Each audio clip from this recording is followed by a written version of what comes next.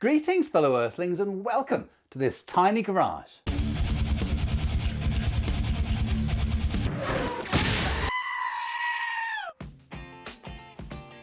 Any of you that watch these episodes regularly will know that there is definitely a relationship between trying new things that you've never done before and making mistakes. And if you are watching last week's episode, then you will have witnessed me making at least 2 mistakes that I know of. The first one is Pedros Garage. They're friends with TuneRS Motorsports, and so the direct oil feed IMS that they are selling at Pedros Garage is actually the same TuneRS Motorsports part that we have in our car here. So that would be the first mistake. The second mistake is I shouldn't really have put the IMS flange on at that stage. I should have waited, but let's talk about that in here. I thought we'd get today rolling with a view of the prize. Here's our shiny new timing chain for bank 2.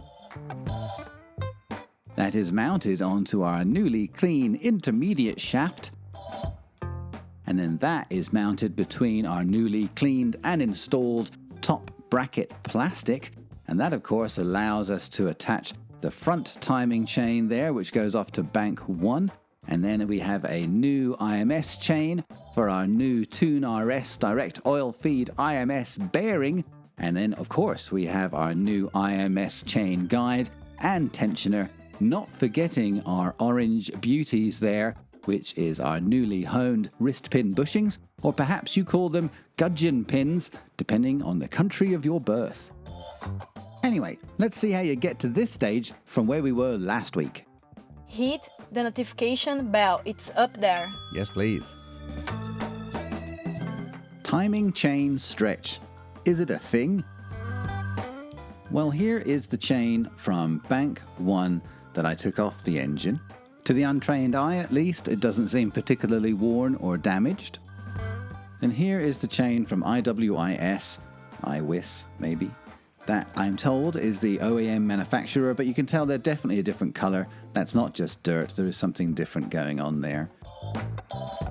Now here's the chain from bank 2, and comparing both of them, not very scientifically here, but they were basically the same size. Perhaps there is a very tiny difference in size between the old chain and the new chain that I'm not able to see here, but I really don't think it would be significant enough to rule out the idea in a pinch of just reusing the old chains. Here is the IMS chain, which I replaced with a Porsche brand. You can see that has that same dark color. But again, the new one's maybe slightly sharper feeling, but the old one seemed like you could probably reuse it.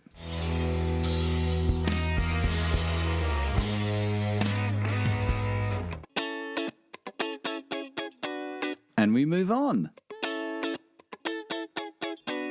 to the top bracket plastic. This piece of plastic has these rubber edges on it that want to come off.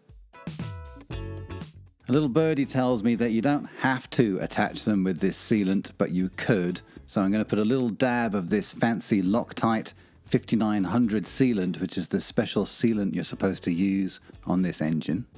And just to help these rubber pieces not be so willing to come off, I'm going to put a little bit of sealant in the little corners and put them on. If it seems like that doesn't make them want to stay on well enough, I may try to see if I can buy new ones.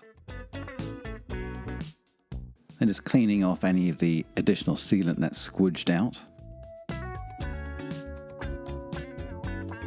That sealant is very thick. I was using my leather gloves there to help push on the container. As fancy as it sounds to rebuild a Porsche engine, there really is a lot of cleaning involved. Here I'm cleaning these 6 H5 bolts that go into the bottom of the bearing carrier and hold this top bracket plastic in place. While I was thinking that I had bought every single part I needed to rebuild this engine, I found out from a 9th generation photocopy that one of you sent me the day before I started this job that I needed to replace these 6 micro-encapsulated bolts that hold on the top bracket plastic. And while I feel bad that I'm not replacing them, in the interests of keeping this project moving along, I don't feel these are important enough to wait on. They are referred to as micro-encapsulated, which sounded very fancy, but I found out also just on the Google that you can replicate that by using blue thread locker on the threads. So what I'm going to do then is just clean them up, put them back in with the blue thread locker, and then torque them back up. And speaking of torque, I would like to thank subscriber Michael Blake in Orlando, Florida, for sharing with me a whole bunch of the obscure torque settings for these engines. Thank you very much. So I do know now that it is 10 Newton meters for these little buggers, which in American money is 7.5 foot-pounds. Yogi of Yogi's Garage. Let me know if you need help working on Pepper. Oh wait up. I can't believe I'm actually putting an intermediate shaft back into anything, never mind a Porsche. These are the chains we need. That's the box for the IMS chains. Exciting, I know. That is the guide for the IMS. That is the new tensioner, and I have the old tensioner here because it has a little washer in there that we need if it's not too worn. Doesn't seem to be too worn. And there it is with the new TuneRS Motorsports direct oil feed bearing in there. The next step is simple enough. We thread this timing chain for bank 1 over the smaller sprocket on the RMS end of our bearing carrier here, close up front. Yes, I know it should drape on the other side, but for now, it looks cooler in the photographs. I mean it. Hit that subscribe button. Once that's laid more or less in place, then you can put on the IMS chain itself. Lifting the back of the IMS makes it all slack so you can move everything around and get everything in place. I did take off the IMS flange. I was told that there was a risk of damaging the rubber gasket that's on the flange when you're putting the halves back together. Alright, with those chains in place, we're going to put on the final timing chain in the back. That goes to bank 2. That is draping on the right side. Then here I do have the old and new IMS Tensioner paddles, and you can see the amount of wear on the old one. And these are difficult to get to. Any of you out there thinking you might want to replace these? Oh my gosh, dude, I agree, but what a pain in the butt. I did use a little bit of graphogen, why not, on the shaft for the IMS tensioner.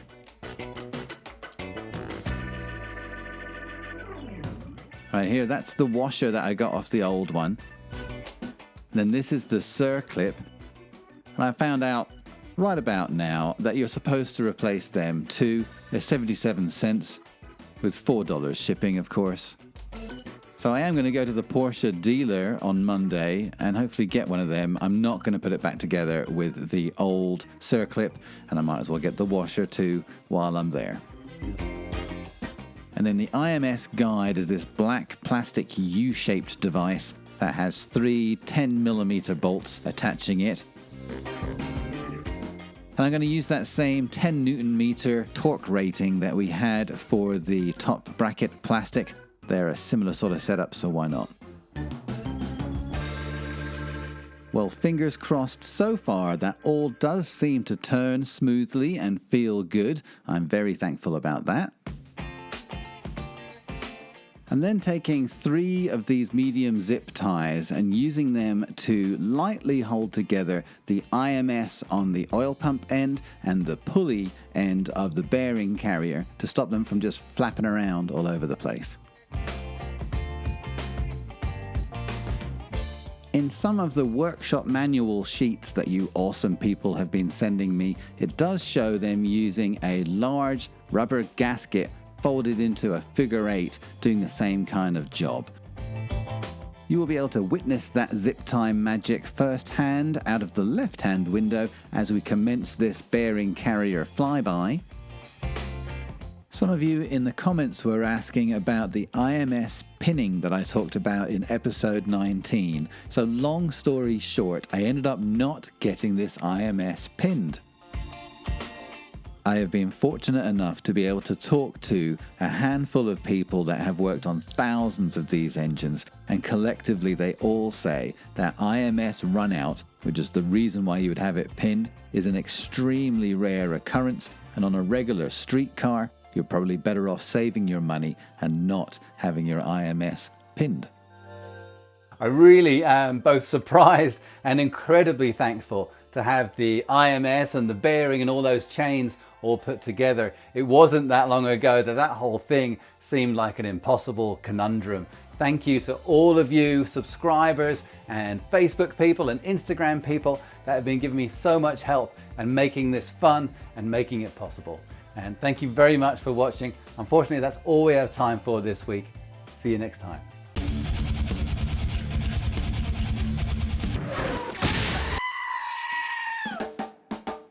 Graphogen, tell them Wonder Woman sent you.